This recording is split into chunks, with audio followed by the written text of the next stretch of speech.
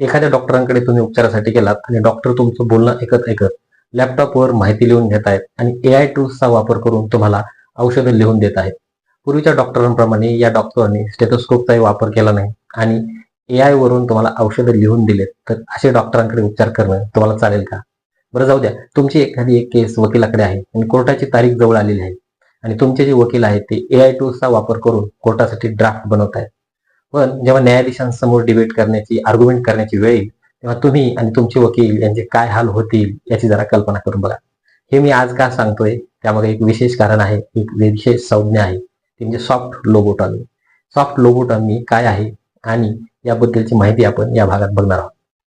नमस्कार, मी आहे महेश मडके. कोरा रकाना या चॅनलवर आपल्या सर्वांचं स्वागत आहे. एकेकाळी मानसिक आजारांवर उपचार म्हणून माणसाच्या मेंदूची सर्जरी केली जायची, त्याला लोबोटॉमी असं म्हणत. हा प्रकार समाजासाठी अमानवी आणि घातक असल्यामुळे पुढे चालून ही लोबोटॉमी बंद करण्यात आली.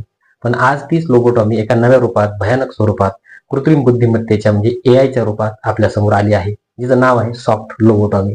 आज अनेक तज्ज्ञांच्या मते AIच्या अतिवापरामुळे माणूस आपली नैसर्गिक विचार करण्याची क्षमताच गमावत बसला आहे आणि याच मानसिक गुलामगिरीला म्हणतात सॉफ्ट लोबोटॉमी. कसं ते जरा सविस्तर सांगू. आज शाळेतील विद्यार्थ्यांना समजा तुम्ही एखादा निबंध किंवा पत्र लिहायला सांगितलं, तर विद्यार्थी स्वतः डोकं चालवत नाहीत. पटकन ते ChatGPT किंवा इतर जेमिनी सारख्या AI टूल्सचा वापर करतात आणि दर्जेदार निबंध लिहून आणतात. निबंध तर चांगला लिहिला जातो, पण यामुळे काय होतंय, मुद्देसूद लेखनाची मानवी जी क्षमता आहे ती कागदावरच अडखळते. उपमा, चारोळ्या, दृष्टांत, सुभाषित इत्यादी पाठ करण्याची आता गरजच उरलेली नाही. हे असं सुरू राहिलं तर माणसाच्या नवनिर्मितीची म्हणजेच क्रिएटिव्हिटीची क्षमता कायमची नष्ट होईल.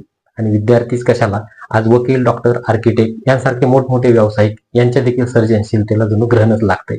वकिलांनी स्वतः अभ्यास करून जुने न्यायनिवाडे वाचून केस स्टडी करणं अपेक्षित असतं.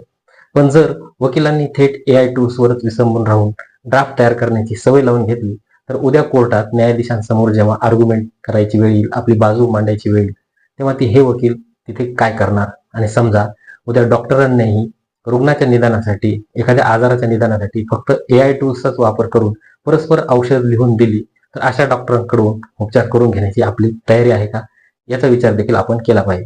तुम्ही एखाद्या AI स्पेशालिस्ट डॉक्टरकडून किंवा वकिलांकडून सेवा तर घेत नाहीत ना, याची एकदा खात्री करा. वकील आणि डॉक्टर हे फक्त उदाहरणे आहेत. AIचा अतिवापर ही खरंच धोक्याची घंटा ठरू शकते.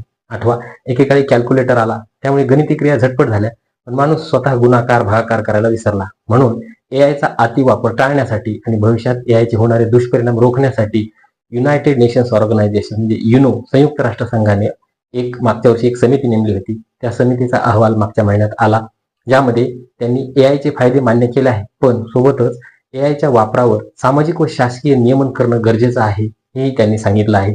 AI जितकी अचूक व जलद माहिती आपल्याला देते, तितकंच ठामपणे कधी कधी चुकीची माहिती सुद्धा AI कडून दिली जाते. त्यामुळे पूर्णपणे AI वर विसंबून राहणं अत्यंत धोक्याचं आहे. मग यावर उपाय काय आहेत? AIला म्हणजे कृत्रिम बुद्धिमत्तेला टाळणं हा त्यावरचा उपाय नाही, तर त्याचा वापर सजगपणे केला जावा. एखादी माहिती मिळवण्यासाठी आता पुस्तकं वाचण्याची गरज नाही, कारण AIच्या अफाट क्षमतेमुळे शेकडो पुस्तकांचे संदर्भ आपल्याला स्क्रीनवर उपलब्ध होतात. पण ही फक्त उपलब्ध माहिती असते. त्यावरून निर्णय घेणे, निष्कर्ष काढणे, अनुमान, तर्क बांधणे हे मानवी मेंदूचंच काम आहे आणि मानवी मेंदूच्या या क्षमतेला सॉफ्ट लोबोटॉमीमुळे मर्यादा येता कामा नये. तेव्हा दररोज पाहण्यात येणारे fake video, AI generated videos, photo हे ओळखायला आपण शिकलं पाहिजे. आणि हो, वाचनाची, लिहिण्याची, कविता करण्याची, चित्र काढण्याची, गाणी म्हणण्याची सवय आपण कायम ठेवली पाहिजे, कारण पुढच्या पिढ्यांना आपल्याला हाच खरा वारसा द्यायचा आहे. तेव्हा सॉफ्ट लोबोटॉमी बद्दल तुमचे काय विचार आहेत हे कमेंट करून नक्की सांगा. आणि हा व्हिडिओ आवडला असल्यास इतरांपर्यंत पोहोचवण्यासाठी शेअर करायला विसरू नका. सोबतच आपलं कोरा रकाना हे चॅनल देखील सबस्क्राईब करा.